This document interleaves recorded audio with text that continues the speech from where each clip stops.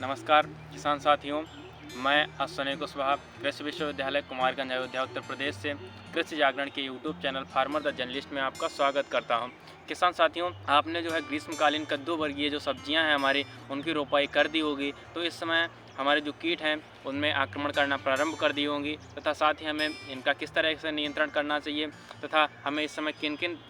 समसामयिक क्रियाओं को करना चाहिए, जिससे कि जो हमारी ये जो बेल वाली सब्जियां हैं इनमें हमें अच्छा प्रोडक्शन मिल सके। तो इस वीडियो के माध्यम से आपको इन सब के बारे में बताएंगे, तो आप वीडियो अंत तक अवश्य देखें। पोषण की दृष्टि व आय में वृद्धि की दृष्टि से देखा जाए तो सब्जियों का महत्वपूर्ण स्थान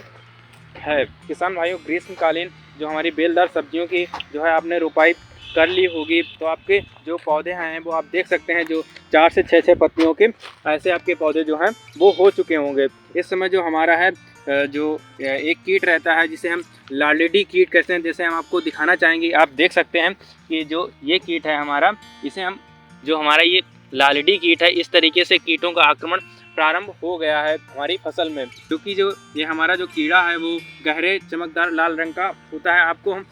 दिखाना चाहेंगे कि जो आप देख सकते हैं इस तरीके से जो है कीड़े का आक्रमण आप देख सकते हैं हमारी फसल पर हो चुका होगा। इस तरीके से आप अपने खेतों में कीड़े को आइडेंटिफाई कर सकते हैं। आप ये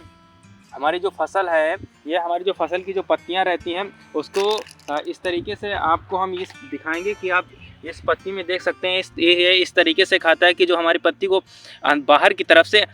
खाना प्रारंभ करता है और अंदर की तरफ खाता ही चला जाता है। जैसा कि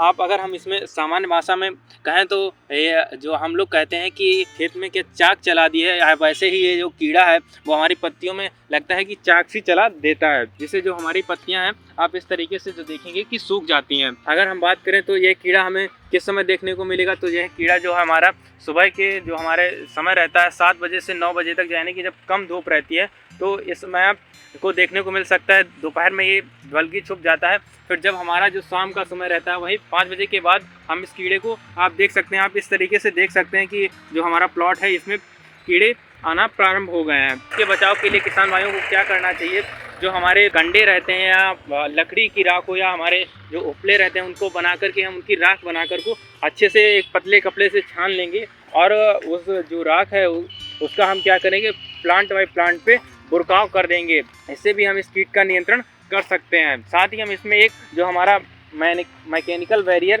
भी स्थापित कर सकते हैं। इसके लिए आपको क्या होगा, जो हमारा मार्शल नामक कीटनाशक आता है उसको आप 1.5 ml प्रति लीटर के हिसाब से घोल बनाकर भी इसका छिड़काव कर सकते हैं। साथ ही एक जो दूसरा कीड़ा है जो कि किसान भाइयों को ग्रीष्मकालीन कद्दू वर्गियों की रोपाई ना करके जब हम उसकी सीडलिंग करते हैं, जैसे कि जो आप देख सकते हैं इसमें सीडलिंग हुई है, तो इसमें क्या करता है वो कीड़ा क्या करता है, जो हमारा जब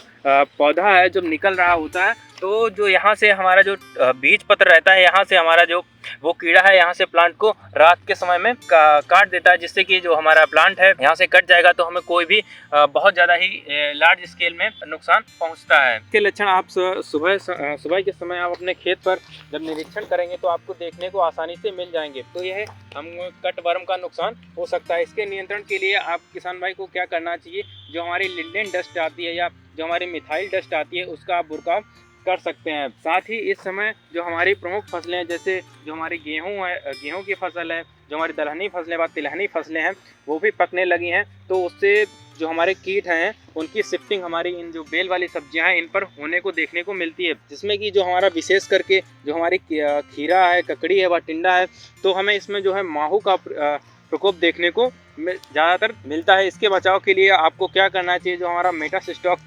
दवा आता है या रोगोर आता है या कोफिनडोर, किसी एक का आप प्रयोग कर सकते हैं, जिसकी की मात्रा आप 1.5 ml प्रति लीटर के हिसाब से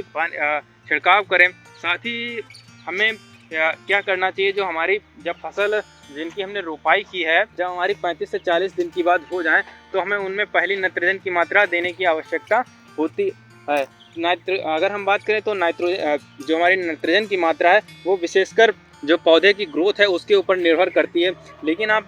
को हम सजेस्ट करेंगे कि आप प्रति हेक्टेयर के हिसाब से जो हमारी यूरिया की मात्रा है आप 10 से 15 किलोग्राम के हिसाब से इसका उपयोग कर सकते हैं। अगर हम बात करें कि जो हमें नाइट्रोजन की मात्रा है वो किस तरीके से देनी है, तो अब जब हमारी पहली मात्रा है उसको आप जब सिंचाई कर देंगे तो जो हम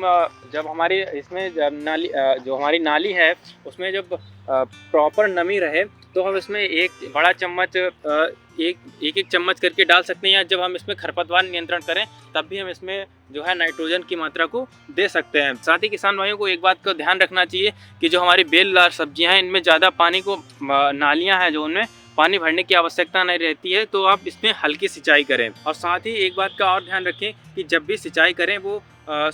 शाम के 5 बजे के बाद ही करें जब हमारी हल्की गर्मी कम हो जाए। और साथ ही साथ जो है इन खेतों में आप खरपतवार का नियंत्रण करें। आपको यह जानकारी अच्छी लगी हो तो वीडियो को लाइक करें, कमेंट करें, साथ ही साथ आपके जो किसान भाइयों के ग्रुप हैं उसमें शेयर करें। ऐसी जानकारियों को प्राप्त करने के लिए हमारे YouTube channel farmer the journalist को सब्सक्राइब करें, वहीं पे लगे बेल आइकन को दबाना ना भूलें, जिससे कि जो हमारे वीडियो की नई नोटिफिकेशन है वो आपके पास जल्दी से जल्दी पहुँच सके। धन्यवाद।